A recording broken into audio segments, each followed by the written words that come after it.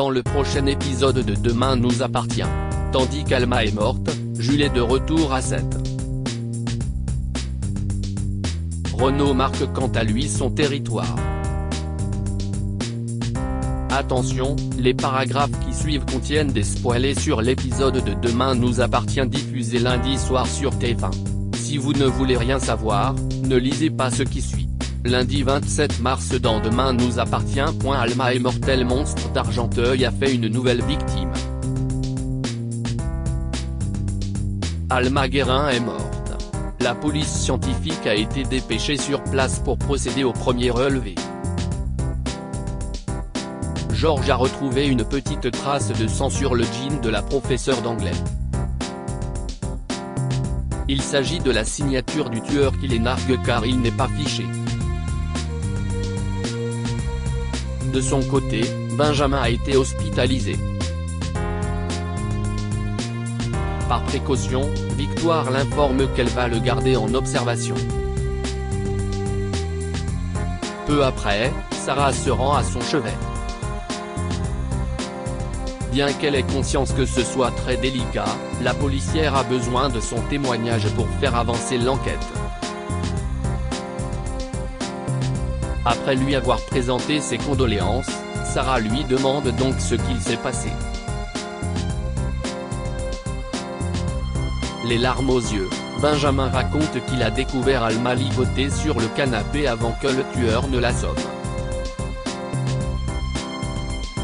À son réveil, il était attaché et allongé à côté de sa compagne.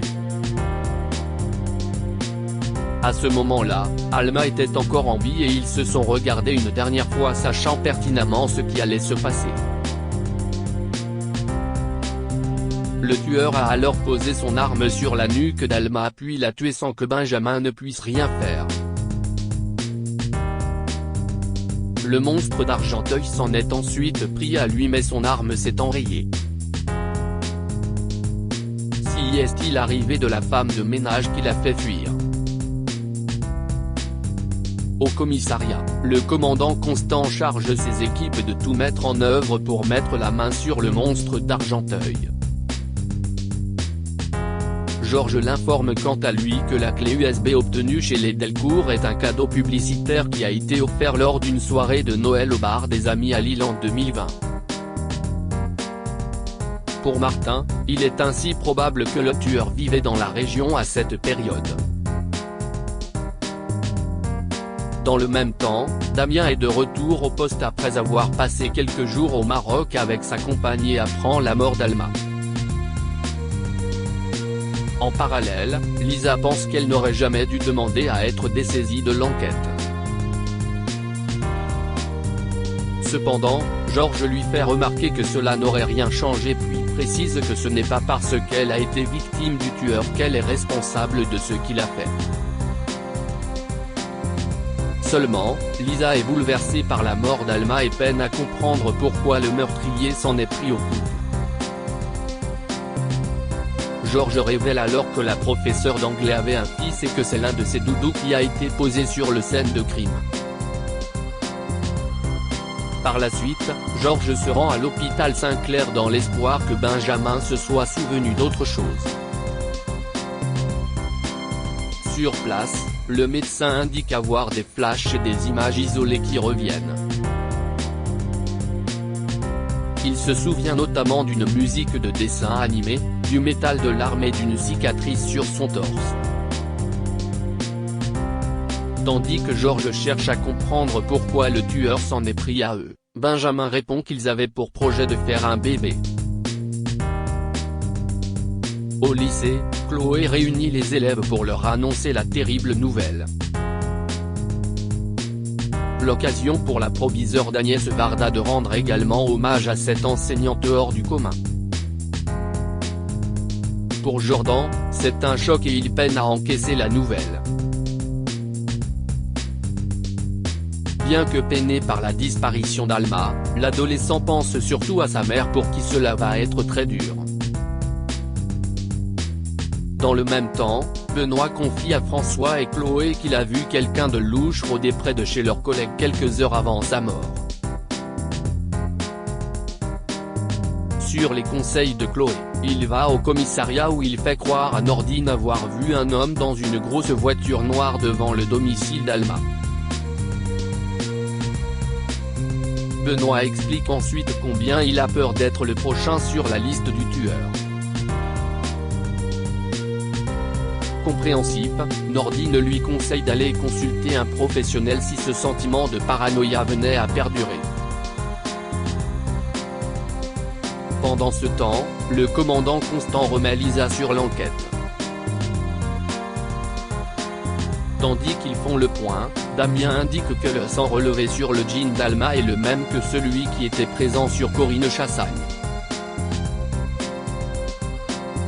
Il appartient à un homme caucasien, non fiché.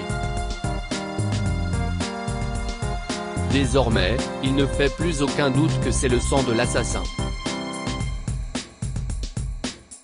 Cependant, ce n'est pas tout puisque Damien a réussi à identifier le savon à barbe utilisé par le monstre d'Argenteuil. Il s'agit d'une gamme vendue uniquement en magasin spécialisé. Lorsque Lisa sent le savon, elle reconnaît immédiatement l'odeur de Benoît Letellier. Jules est de retour à cette ceste le premier jour de Manon en tant que gardienne de la paix. Un moment que Nordine filme à son arrivée au commissariat. Si elle est surexcitée, la jeune femme est surtout très stressée.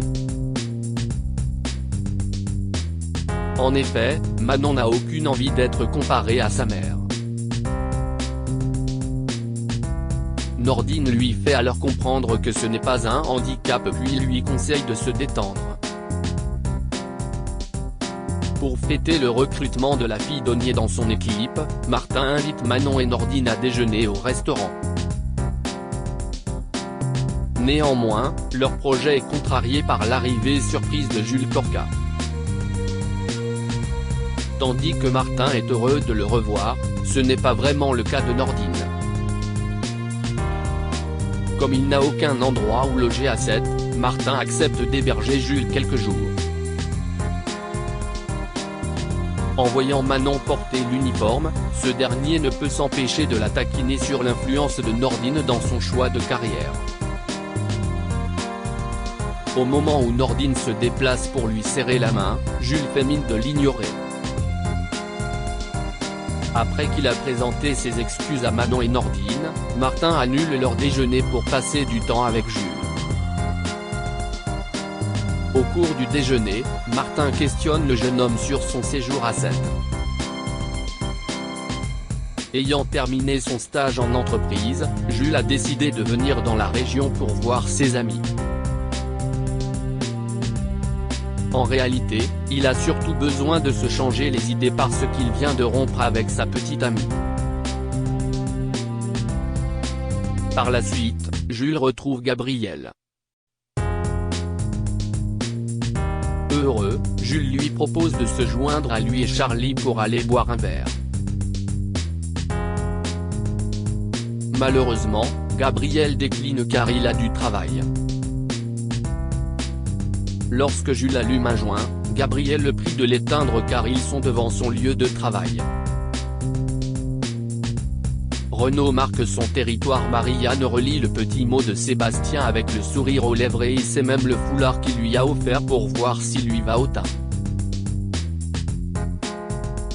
Quand Renaud vient la chercher pour partir travailler, Marianne s'empresse de le cacher dans le tiroir de sa commode. Plus tard, Christelle croise Renaud à la pause café. L'occasion pour l'assistante sociale d'évoquer les nombreux cadeaux qu'il fait à sa femme pour continuer à entretenir la flamme. Si le médecin croit qu'elle fait allusion à la voiture de collection, il perd son sourire en apprenant que Marianne a reçu un foulard de la part d'un autre homme. Dans l'après-midi, Renaud envoie un message à Sébastien pour qu'il vienne prendre l'apéro à la maison afin de faire plus ample connaissance, ce qui ne plaît pas vraiment à Marianne. En effet, elle est persuadée qu'il fait cela uniquement pour lui montrer qu'elle est une femme mariée. Renaud prétend le contraire. Le soir venu, Marianne et Renaud reçoivent donc Sébastien. Le docteur Doumaz en fait alors des tonnes pour montrer au procureur que Marianne lui appartient. Tandis qu'il découvre que Sébastien est célibataire, Renaud se met en tête de lui présenter Claudine, l'amie de Marianne.